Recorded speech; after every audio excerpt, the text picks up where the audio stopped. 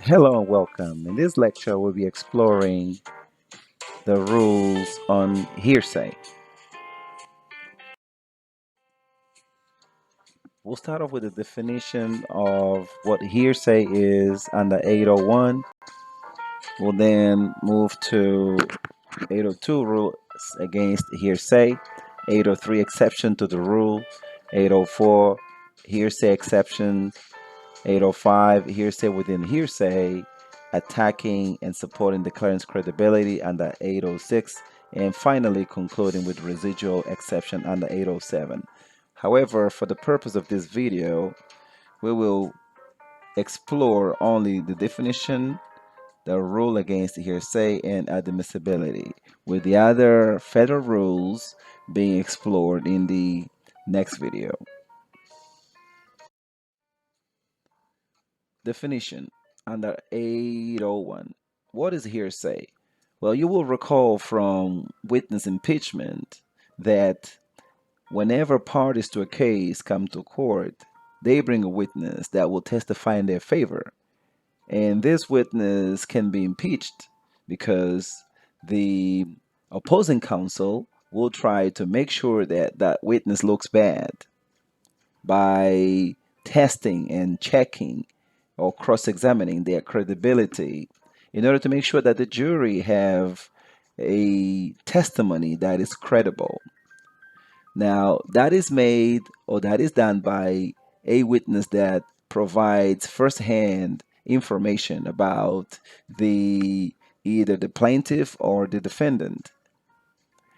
When it comes to a hearsay, we're looking at a declarant that is in court providing evidence that is based on not what they have seen or what they can testify themselves, but on what they've heard from someone else.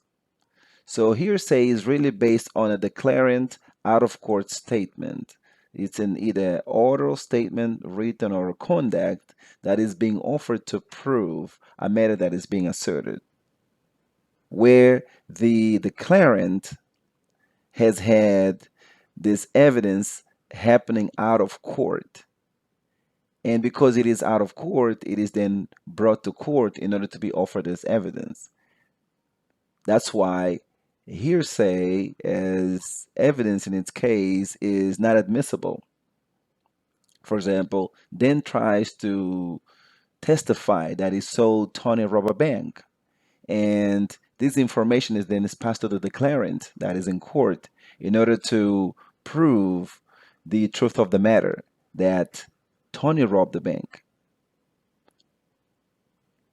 Under Rule 802, rule against hearsay, hearsay in this case is not admissible unless it is admissible by a federal statute, rules of federal evidence, or by the Supreme Court. Admissibility of hearsay is usually based on exceptions and exemptions, which we will cover on a later video. Now, in these situations, evidence can be admitted.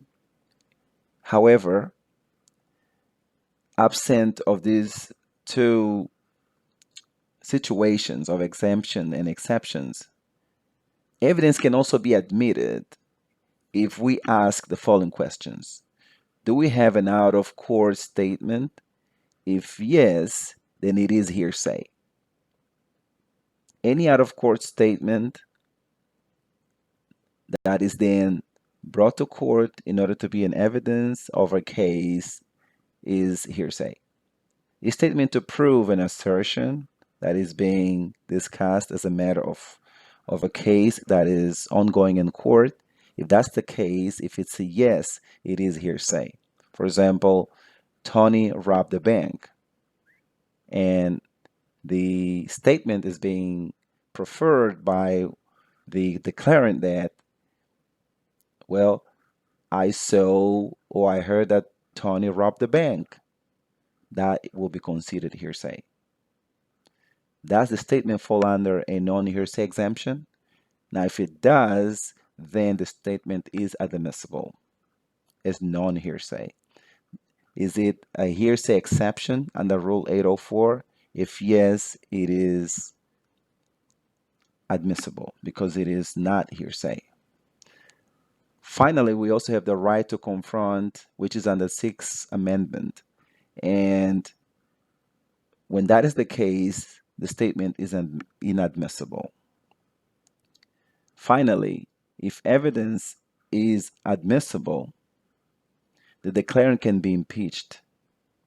Now, you will remember in witness impeachment, so that impeachment can be done in order to determine the credibility of the statements that have been proffered by the declarant.